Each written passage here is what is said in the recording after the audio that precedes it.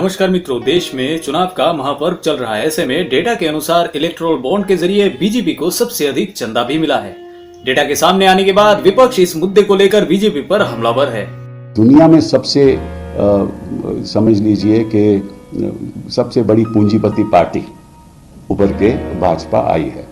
जिसके पास पैसा है उसी के पास खेल है। पूर्व केंद्रीय मंत्री और राज्यसभा सांसद कपिल सिब्बल तो इसको सबसे बड़ा घोटाला बता रहे हैं। इसके साथ ही उन्होंने इस मामले में एसआईटी जांच की भी मांग कर दी है। वहीं कांग्रेस की ओर से इसे कथित रूप से दुनिया का सबसे बड़ा एक्सटॉर्शन रैकेट बताया जा रहा है। अब कर लो बात।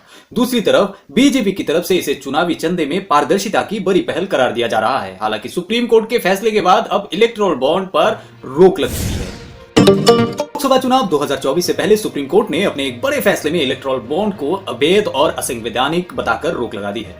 कोर्ट ने अपने फैसले में कहा है कि वोटर्स को यह जानने का हक है कि फंडिंग कहां से आ रही है। हुए chief justice of India DY Chandrachud ने कहा कि इलेक्टोरल बॉन्ड सूचना के अधिकार का उल्लंघन है। चलिए जानते हैं मामला आखिर क्या है।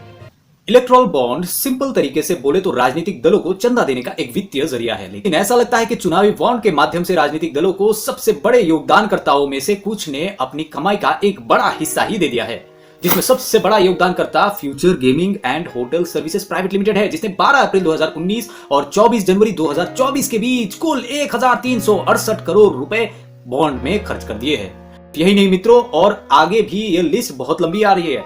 फ्यूचर ने पिछले 3 वर्षों में केवल 215 करोड़ रुपए का संयुक्त शुद्ध लाभ किया है, जिससे उसका बॉन्ड खर्च उसके मुनाफे का 6 गुना से अधिक हो गया है। क्विक सप्लाई चेन, जिसने 410 करोड़ रुपए की दूसरी सबसे बड़ी धनराशि दान की है, न केवल 110 करोड़ का लाभ कमाया और अपने मुनाफे का उसने 374% हिस्सा दे दिया।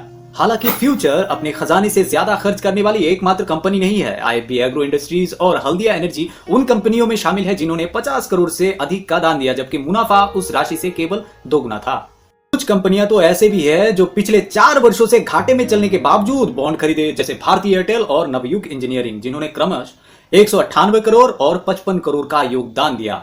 मित्रों, मान लीजिए आप महीने में 30,000 रुपए कमाते हैं, जिससे आपका घर खर्च चलता है, बिजली पानी का बिल, राशन, सिलेंडर, इन सब के लिए पैसे देने पड़ते हैं। अब इस हालत में क्या आप किसी को, और वो भी किसी को चंदा के नाम पर 2 या 3 लाख रुपए ऐसे ही दे सकते हैं?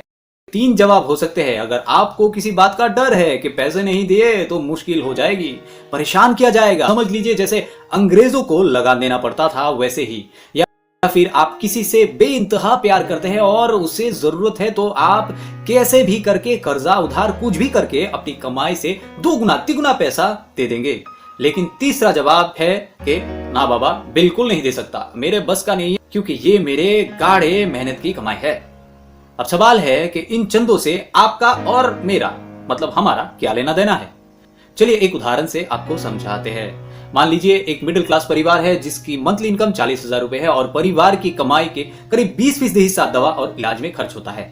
ऐसे में अगर पता चले कि ब्लड प्रेशर, डायबिटीज जैसे कई सारी बीमारियों का इलाज करने वाली कई बड़ी दवा की कंपनी एक तरफ ड्रग टेस्ट में फेल हो रही है, दवा की कीमत बढ़ रही है, और दूसरी तरफ यही कंपनियां राजनीतिक दलों को करोड़ों का चंदा दे रहे हैं, तो जाहिर सी बात है सवाल तो उठेगा कि अगर इतनी कमाई हो रही है तो दवा का दाम कुछ कम क्यों नहीं कर देते। मित्रों, इलेक्टोरल बॉन्ड के डाटा के अनुसार ऐसे कई सारे फार्मा कंपनियों का जिक्र है जिन्होंने चुनावी चंदा तो दिया है, लेकिन वो अपने मेडिसिन के टेस्ट में फेल हुई है। मित्रों, अगर राजनीतिक दलों को चंदा देने की बात करें तो सिर्फ एक इलेक्टोरल बॉन्ड की बात नहीं है, और भी बहुत सारे माध्यम हो सकते हैं जिसके जरिए राजनीतिक पार्टियों को चंदा मिलता है। जैसे कि लोकसभा चुनाव से पहले कांग्रेस ने क्राउड फंडिंग शुरू की थी। इस अभियान के शुरुआत के 48 घंटों में ही पार्टी को 1,13,000 लोगों ने डोनेट किया। डोनेट फॉर देश के तहत कांग्रेस को करीब 3 करोड़ रुपए चंदा में मिले। ऐसा नहीं है कि चुनावी चंदा पहली बार चर्चा में है, इससे पहले भी चुनावी चंदे को लेकर विवाद रहा है। आंकड़े बताते हैं कि जो पार्टी सत्ता में रही है उसे सबसे ज्यादा चुनावी चंदा मिला है। जब इलेक्टोरल बॉन्ड नहीं थे तब भी सत्ता पक्ष के चंदे पाने के मामले में सबसे आगे रहता था, और फिर जिस दल की सत्ता में आने की संभावना सबसे ज्यादा होती थी उस पर कॉर्पोरेट घराने सबसे ज्यादा मेहरबान होते थे। बात 1962 की है। देश के प्रधानमंत्री थे पंडित जवाहरलाल नेहरू। गौर कीजिएगा, उस वक्त जनसंघ की ना तो कोई राजनीतिक जमीन बन पाई थी और ना ही पार्टी के पास इतना पैसा या दूसरी व्यवस्था या संसाधन थे। विजय त्रिवेदी अपनी किताब हार नहीं मानूंगा में लिखते हैं, क्योंकि 60 के दशक में जनसंघ बहुत बड़ी पार्टी नहीं बन पाई थी, उस वक्त उसे पैसे की कमी से जूझना पड़ रहा था, क्योंकि ज्यादातर उद्योगपति सिर्फ सत्तारूढ़ कांग्रेस पार्टी को ही चंदा देते थे। बात चाहे कल की हो या आज की, पार्टियों को चंदा देने की बात जब आती है तो चाहे वो जवाहरलाल नेहरू की सरकार हो या चाहे नरेंद्र मोदी की सरकार, चंदा देने वालों की पहली चॉइस हमेशा सत्तारूढ़ दल ही रहता है। इसी बात के साथ आज के लिए विदा लेते हैं मित्रों। आप खुश रहिए, हमारा देश भी खुश रहेगा। जय हिंद।